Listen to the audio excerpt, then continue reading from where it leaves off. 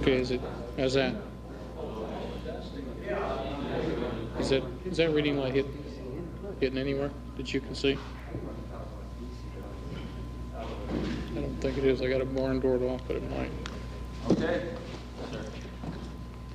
Hey, you're better looking than I am. Why don't you stay here? Blondes, they say, photograph better than brunettes. That true or not? You are a blonde, aren't you? Redhead? We're the same. Mr. President, this is Bill Headline producing the report by CBS, and he will cue. Oh, I will. All right. Yeah, I know. Have you got an extra camera in case the lights go out? Who'd you get it from? Is that an NBC? This is the camera. This is the primary camera. Yeah. This is the backup camera. And that's an NBC camera, I presume. No, they're both CBS cameras. I know. Standard joke.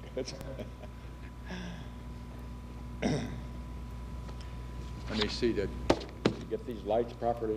Yes. My eyes always have, you'll find if you get past 60, that's enough. Thanks. My friend Ollie always wants to take a lot of pictures. I'm afraid he'll catch me picking my nose. He wouldn't print that, would you, though, Ollie? Yeah.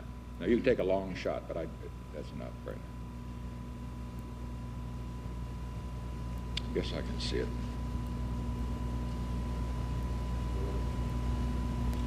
Oh, you want a level, don't you? Yes, yes. Good evening. This is the 37th time I have spoken to you from this office, where so many decisions have been made that shape the history of our nation. Need any more? Each time, I have done so to discuss with you some matter that I believe affected the national interest.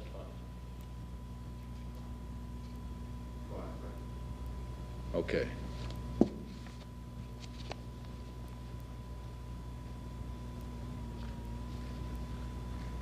Ollie?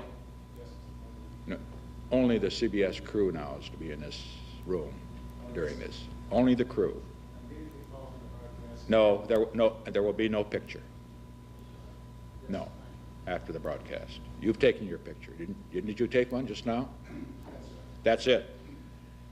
Because, you know, we don't want it, we didn't let the press isn't going to take one, so you've taken it, and you just take it right now. This is right after the broadcast. You got it? Come on. Okay. The TV camera, sir. Okay, fine. Fine. What I'm told, sir. All right, fine. I'm not going to make the other photographers mad by giving you too many. That's enough, okay? Now, all Secret Service, is there any Secret Service in the room? Just 1 agent, Mr. President. Out. You don't have to stay, do you? If you're required to? Okay. I'm just kidding you. I always try to get people alone.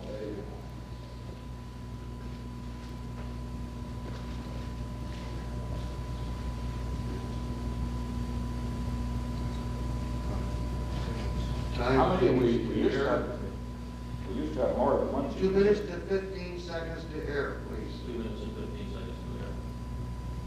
Didn't we usually have more than one? Not in here, sir, when you speak. What? Not when you speak in here, sir. We could be. Yeah. I see. But it's better for the crew if they'll agree to have some strings around as possible. Is that right? Absolutely. Sometimes I talk to someone with Hollywood they drive them nuts to have VIPs that bring over the common system. It's the crew, that's a law. 1 minute and a half.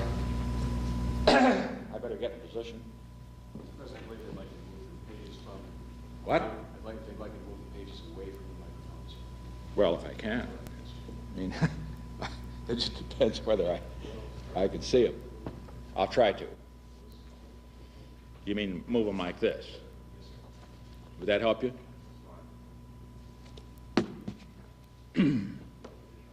My straight in the back, would you mind checking my collar? Is it fine? I mean, it's not ruffled up.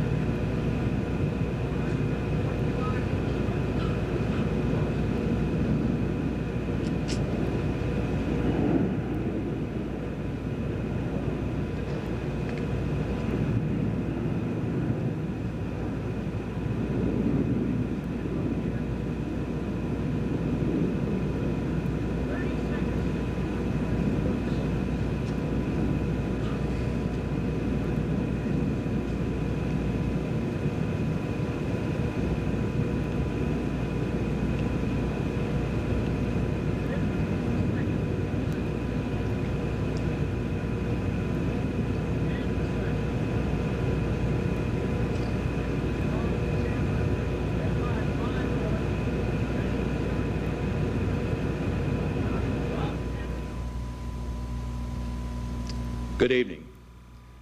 This is the 37th time I have spoken to you from this office, where so many decisions have been made that shape the history of this nation.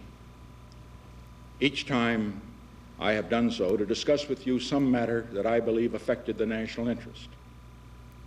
In all the decisions I have made in my public life, I have always tried to do what was best for the nation. Throughout the long and difficult period of Watergate, I have felt it was my duty to persevere, to make every possible effort to complete the term of office to which you elected me. In the past few days, however, it has become evident to me that I no longer have a strong enough political base in the Congress to justify continuing that effort. As long as there was such a base, I felt strongly that it was necessary to see the constitutional process through to its conclusion, that to do otherwise would be unfaithful to the spirit of that deliberately difficult process and a dangerously destabilizing precedent for the future. But with the disappearance of that base, I now believe that the constitutional purpose has been served, and there is no longer a need for the process to be prolonged. I would have preferred to carry through to the finish, whatever the personal agony it would have involved. And my family unanimously urged me to do so. But the interests of the nation must always come before any personal considerations. From the discussions I have had with congressional and other leaders, I have concluded that because of the Watergate matter, I might not have the support of the Congress that I would consider necessary to back the very difficult decisions and carry out the duties of this office in the way the interests of the nation will require. I have never been a quitter. To leave office before my term is completed is abhorrent to every instinct in my body. But as president, I must put the interests of America first. America needs a full-time president and a full-time Congress, particularly at this time with problems we face at home and abroad, to continue to fight through the months ahead for my personal vindication would almost totally absorb the time and attention of both the President and the Congress in a period when our entire focus should be on the great issues of peace abroad and prosperity without inflation at home. Therefore, I shall resign the presidency effective at noon tomorrow.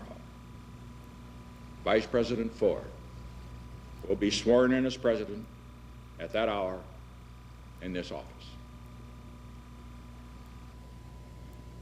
As I recall the high hopes for America with which we began this second term, I feel a great sadness that I will not be here in this office working on your behalf to achieve those hopes in the next 2.5 years. But in turning over direction of the government to Vice President Ford, I know, as I told the nation when I nominated him for that office 10 months ago, that the leadership of America will be in good hands.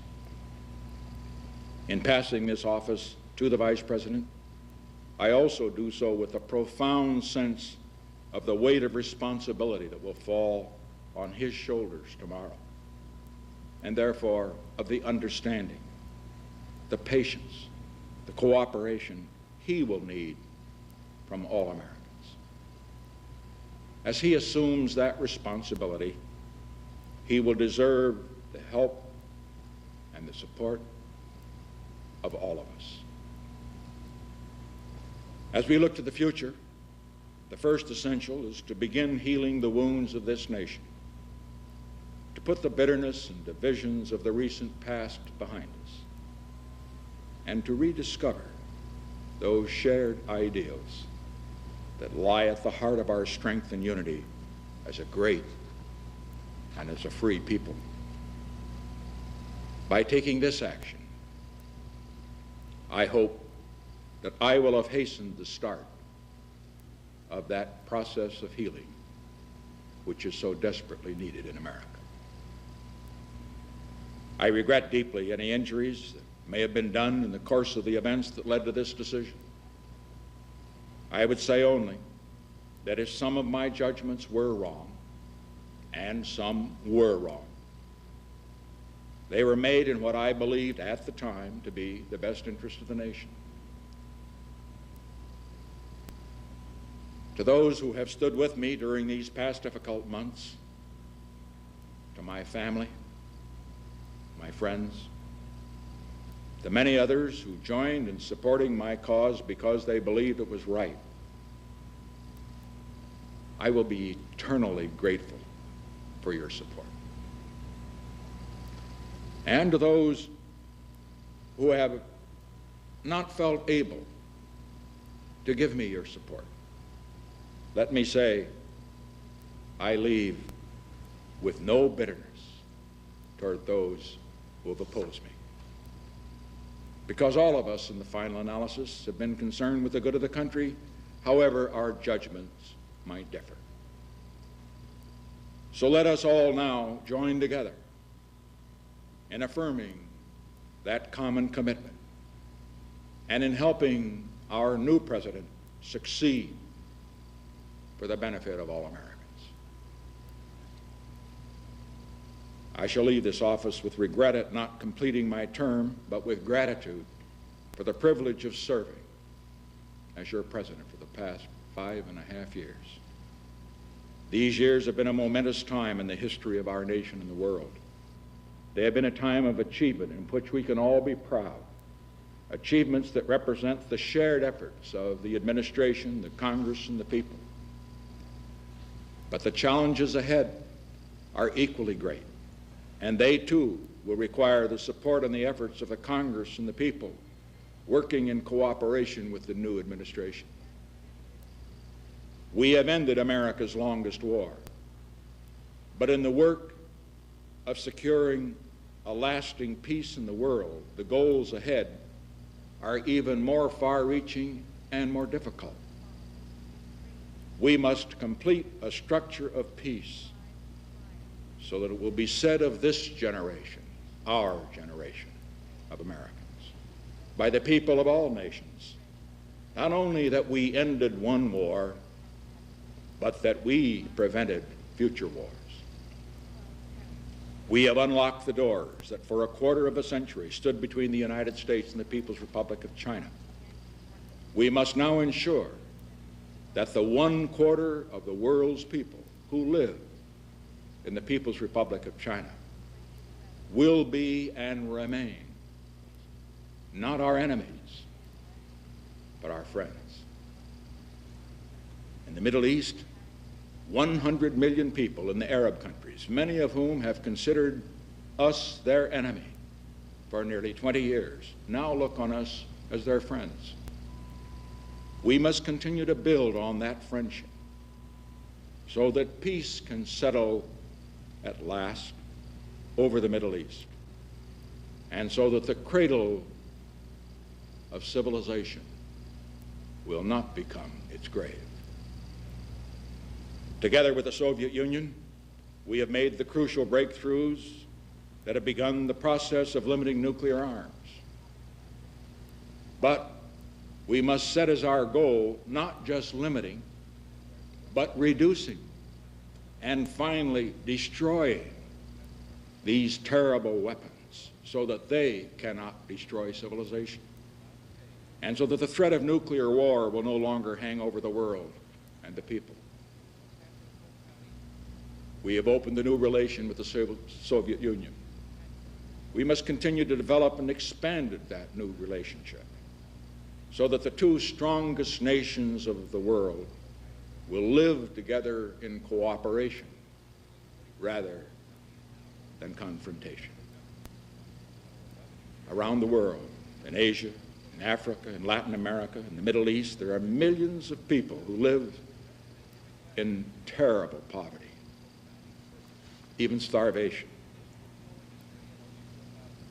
We must keep as our goal turning away from production for war and expanding production for peace, so that people everywhere on this earth can at last look forward in their children's time, if not in our own time, to having the necessities for a decent life. Here in America, we are fortunate that most of our people have not only the blessings of liberty, but also the means to live full and good, and by the world's standards, even abundant lives. We must press on, however, toward a goal not only of more and better jobs, but of full opportunity for every American,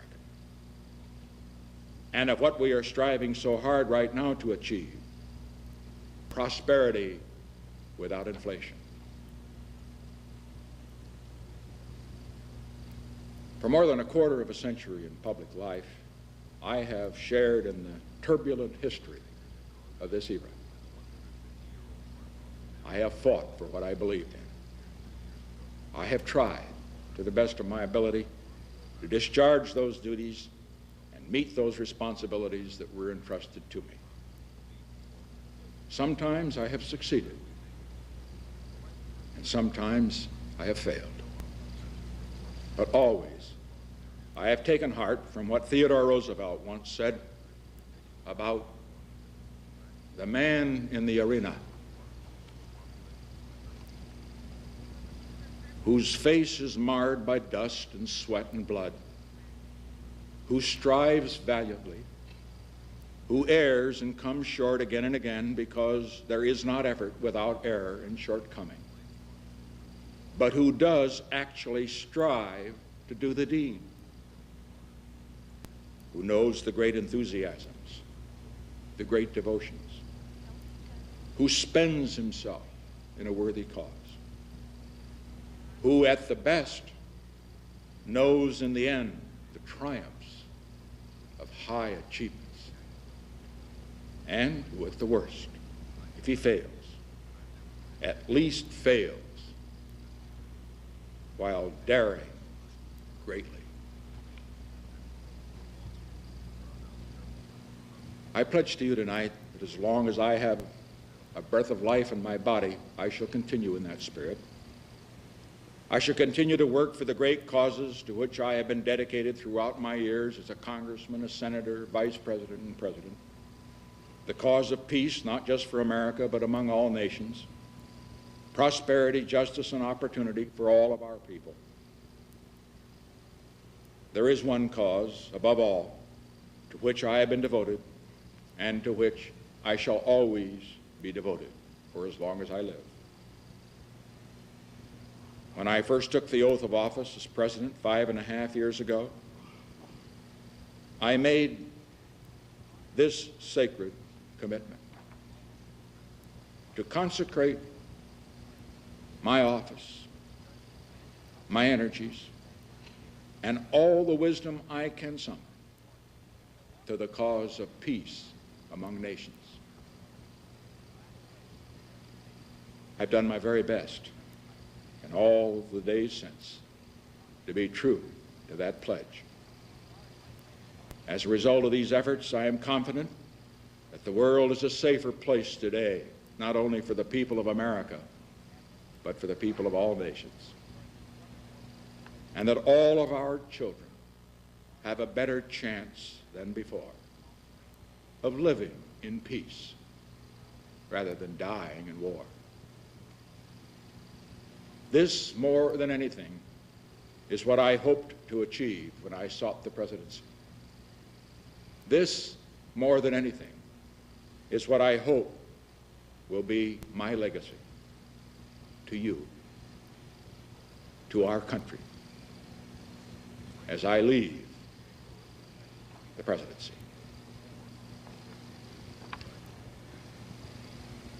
To have served in this office is to have felt a very personal sense of kinship with each and every American. In leaving it, I do so with this prayer. May God's grace be with you in all the days ahead.